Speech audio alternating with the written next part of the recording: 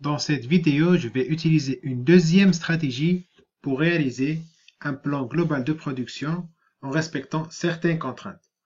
Pour ce plan de production, nous devons avoir une main-d'œuvre qui est toujours constante avec un temps supplémentaire plus le stockage, c'est-à-dire qu'on autorise le stock cette fois-ci pour ce plan. Tout d'abord, il faut estimer le niveau minimal de main-d'œuvre comme je l'ai fait pour le plan précédent. La première façon de procéder est de se baser sur la demande moyenne et voir si ça marche, étant donné qu'on utilise une méthode heuristique. Donc on va tester cette approche. Pour cette approche, nous devons considérer le stock final souhaité, que je vais noter IF, plus la somme des demandes, donc de 1 jusqu'à 6, c'est-à-dire 800 plus 900 plus 1200 plus 900 plus 600 plus 800, moins le stock initial, qui est égal à 100. Donc voilà le stock initial. Et je divise le tout par 6. Le 6 correspond au nombre de mois considérés dans ce plan de production. Ensuite, je divise le tout par la capacité de production régulière et supplémentaire, c'est-à-dire que je dois diviser par 40 plus 10. Sachant que pour ce plan de production, la production maximale par employé en temps régulier est égale à 40 et la production maximale en temps supplémentaire par employé est égale à 10. Ce qui me donne un nombre d'employés nécessaire qui est égal à 17. Maintenant, commençons le remplissage de notre plan de production. Donc, nous avons besoin de 17 employés, comme nous venons de le calculer avec la formule que je venais de présenter. Étant donné que le nombre d'employés initial est égal à 30, donc je vais faire une mise à pied pour 13 employés. Maintenant, je dois décider combien je dois produire pour le mois numéro 1. Pour le mois numéro 1, j'ai une demande qui est égale à 800 et un stock de début qui est égal à 100. Or, la production maximale régulière est égale à 680 pour 17 employés et la production maximale supplémentaire pour 17 employés est égale à 170, c'est-à-dire 17 fois 10. Donc, ce que je peux faire pour remplir la demande nette qui est égale à 800 moins 100, c'est-à-dire 700, je ne peux produire que 680 en temps régulier. Donc, il y aura une pénurie de 20. Mais pour répondre à cette pénurie, je peux produire en temps supplémentaire 20 unités. Maintenant, j'ai satisfait la demande pour le mois numéro 1. Pour le mois numéro 2, j'ai une demande qui est égale à 900. Une production maximale régulière qui est égale à 680, une production maximale supplémentaire qui est égale à 170. Donc, ce que je vais faire pour répondre à cette demande, qui est supérieure à ma production régulière, c'est que je vais produire au maximum, c'est-à-dire que je vais produire 680 unités. Et il me reste 220 unités à produire. La question qui se pose, est-ce que je peux produire ces 220 en temps supplémentaire? Et la réponse est non. Donc, ce que je vais faire, c'est que je vais produire 170 unités en temps supplémentaire et les 50 unités manquantes, je vais les produire durant le mois numéro 1. Donc, j'ajoute 50 unités à produire en temps supplémentaire au mois numéro 1, étant donné que je ne peux pas les produire en temps régulier durant le mois numéro 1. Et je mets à jour mon plan global de production. Donc, j'aurai une production en temps supplémentaire au mois numéro 1 qui est égale à 20, plus les 50 unités destinées au mois numéro 2. Donc, j'aurai une production en temps supplémentaire qui est égale à 70. Étant donné que j'ai mis à jour ma production en temps supplémentaire pour le mois numéro 1, et qu'il y a un surplus sur ce qui est demandé pour le mois numéro 1, je dois mettre à jour la ligne stock final. Pour la ligne stock final, j'aurai un surplus qui est égal à 50 unités. Ces unités vont pour le mois numéro 2. Ensuite, je passe au mois numéro 3. Pour le mois numéro 3, j'ai besoin de 1200 unités. Ces 1200 unités, je ne vais pas les produire avec une production régulière, même au maximum. Donc, ce que je vais faire, c'est que je vais produire 680 unités et j'aurai un manque qui est égal à 520. Ces 520 unités manquantes, je vais essayer de les produire en temps supplémentaire. Or, en temps supplémentaire, je ne peux produire que 170. Donc, je produis 170 et j'aurai un manque qui est égal à 350 unités. Donc, je dois me débrouiller pour produire ces 350 unités durant les mois numéro 2 et le mois numéro 1. Pour le mois numéro 2, on remarque très bien que la production régulière est égale à la production maximale régulière, donc je ne peux pas lancer plus de production.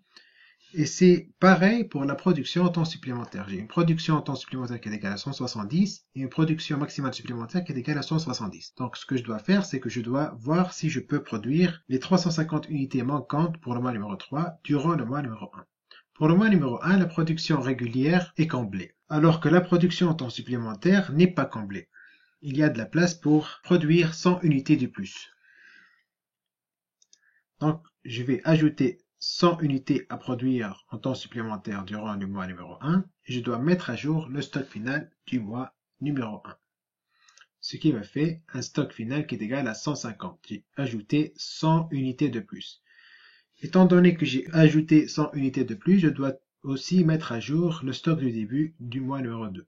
Donc notez très bien que le stock du début du mois numéro 2 est égal au stock final du mois numéro 1.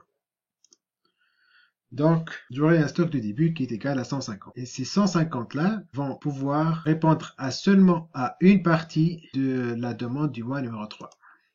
Donc, j'aurai un stock qui est égal à 100 comme stock final pour le mois numéro 2. Et ce stock final va correspondre au stock du début du mois numéro 3. Maintenant, faisons nos calculs. Donc, pour le mois numéro 3, j'ai une demande qui est égale à 1200.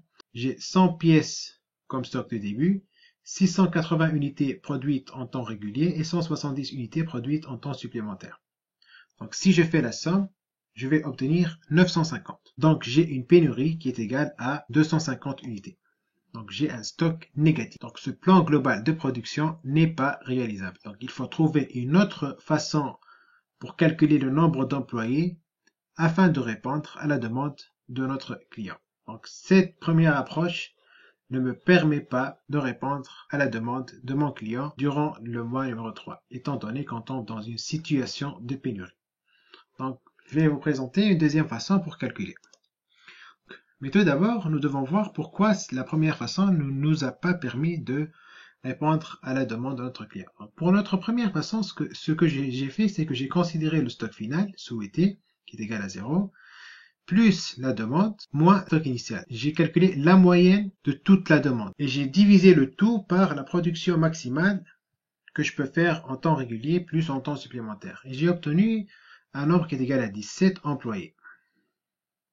Or, j'ai remarqué qu'il y a une pénurie à la période numéro 3 et que cette pénurie est égale à 250. Ceci est dû aux écarts importants entre les demandes des différents mois. La pénurie de 250 a été remarqué au mois numéro 3. Donc, pour calculer le nombre d'employés nécessaires pour ne pas tomber dans une situation de pénurie, je vais diviser le nombre de pièces en pénurie par ce que je peux produire au maximum durant 3 mois. Donc, durant 3 mois, je peux produire 150 unités par employé. Ce 50 vient de l'addition de 40 plus 10, et le 3 correspond au mois numéro 3. Donc ce que je peux produire en 3 mois par un employé en temps régulier plus un temps supplémentaire est égal à 150. Et étant donné que j'ai besoin de 250 unités, donc je vais diviser 250 par 150, ce qui me donne 1,6. Donc j'ai besoin de 2 employés supplémentaires afin de répondre aux besoins de mon client. Ainsi, le nombre d'employés nécessaires pour ne pas tomber dans une situation de pénurie durant le mois numéro 3 est de 19 employés et non pas 17. Maintenant, si on remplit notre tableau avec 19 employés, je vais tout d'abord commencer par les licenciements. Donc, étant donné que le nombre d'employés initial est égal à 30, donc j'aurai 11 licenciements à faire. Ensuite, je commence la production. Pour le mois numéro 1, j'ai une demande qui est égale à 800, 100 pièces qui sont en stock au début. Donc j'aurai une production régulière nécessaire qui est égale à 800 moins 100, donc 700. Ensuite, je n'aurai rien au stock final. Je passe au mois numéro 2. Au mois numéro 2, j'ai besoin de 900 unités. Or, je ne peux pas produire 900 unités en temps régulier, donc ce que je vais faire, c'est que je vais produire seulement 760. Et les 140 pièces manquantes, je vais vérifier tout d'abord si je peux les produire en temps supplémentaire. La réponse est oui, étant donné que la borne supérieure est égale à 190, donc je produis 140 pièces en temps supplémentaire. Pour le stock final, j'aurai toujours 0. Ensuite, je passe au mois numéro 3.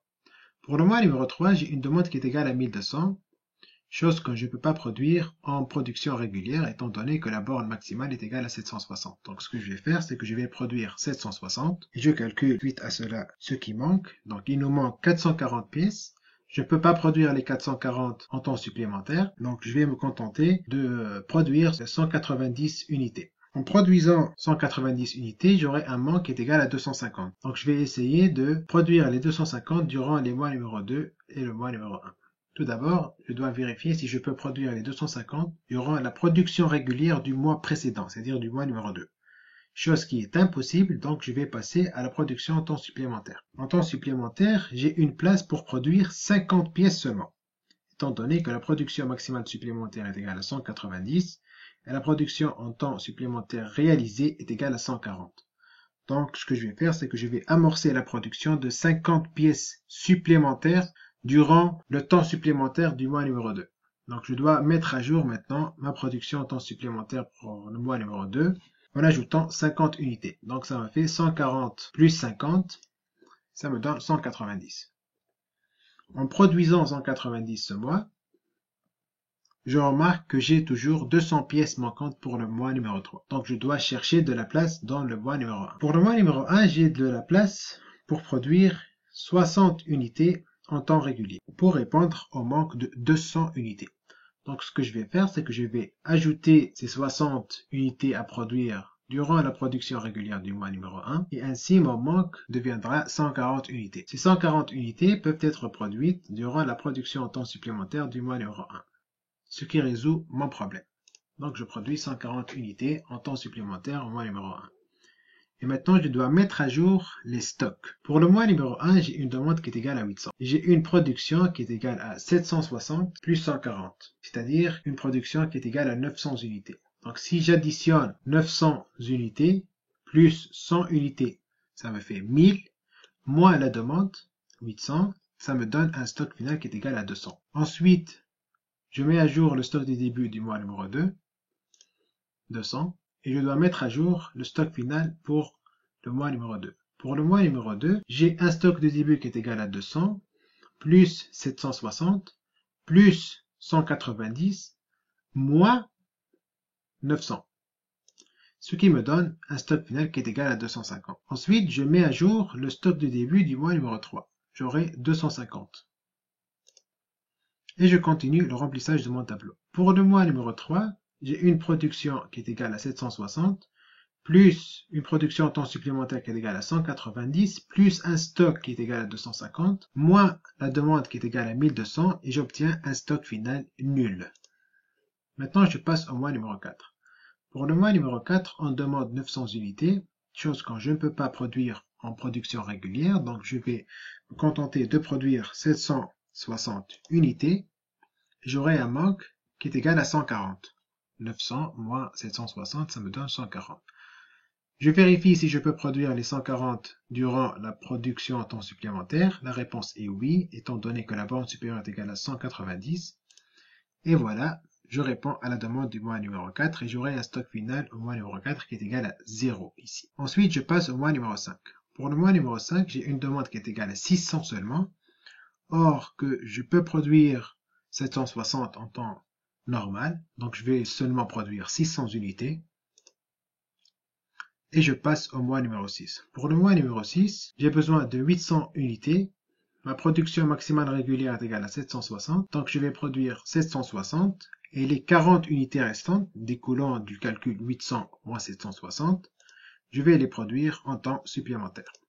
Et voilà, j'ai élaboré un plan global de production qui répond à toutes les demandes, tout en respectant les contraintes imposées par le problème, qui consiste à produire avec une main-d'œuvre constante, tout en autorisant le travail en temps supplémentaire et le stockage.